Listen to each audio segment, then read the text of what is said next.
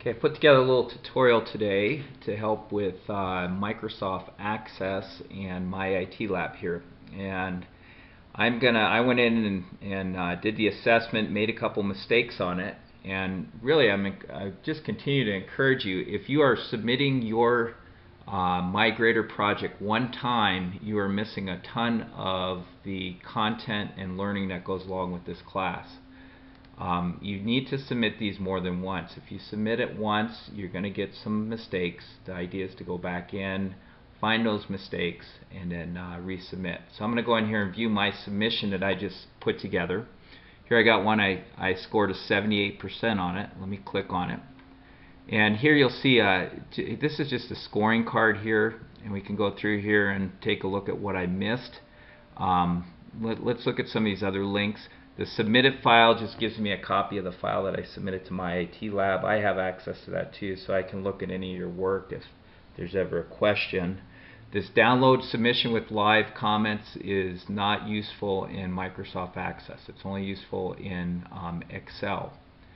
The other two hyperlinks here, I have one for a summary report, and this just shows me which problems I had which exercises I had problems on. Okay, so we're instruction 6, 7, 8, 10, and 11. That's where I missed points.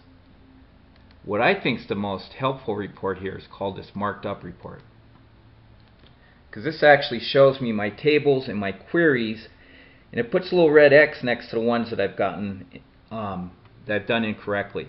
So let me look at this, and I'm going to click on it. It shows me I missed 10 points here. And it brings up this other little report, and I can look through it here. In instruction 9, that was a component of creating this query. Everything's okay. But in 10, I have some issues. There's some little X's next to the part of that instruction I didn't get correctly. And obviously, if I look at this, my PMT function is wrong.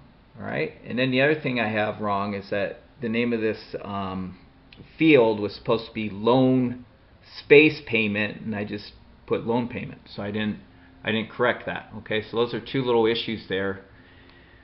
So I have to go back in and fix that query and then resubmit it again. Not a big deal. Okay, this is something I do want to point out to you that may not be as obvious. This block of code here is called structured query language, and with any relational database we can use SQL and actually write our queries using this structured query language, and it works for every database, no matter what the vendor is. In fact, it will work in Microsoft Access. We can go in, and instead of viewing our query using the query editor, we can go in and actually write SQL code. Alright, so it's kind of cryptic and hard to read at times, but I'm selecting, and these will be the fields I'm selecting: my first name of my client, my last name of my client state, my account balance. But this is what I think is really, really useful, because it actually shows me how to write the PMT function.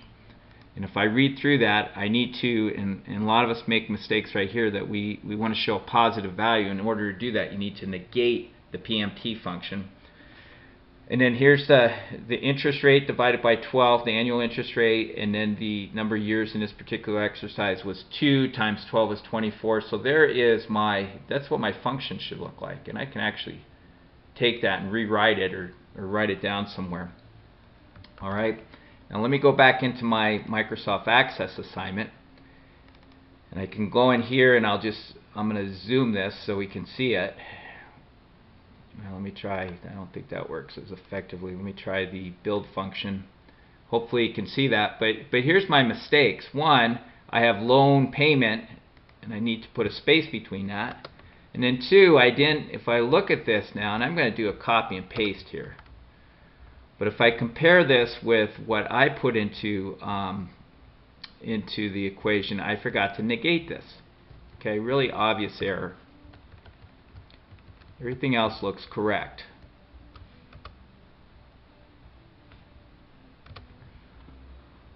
So click OK. I'll view my query.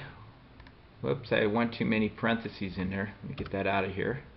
Let me view my query now. You can see now I have my loan payments are positive instead of negative, and I've changed that particular label to loan space payment.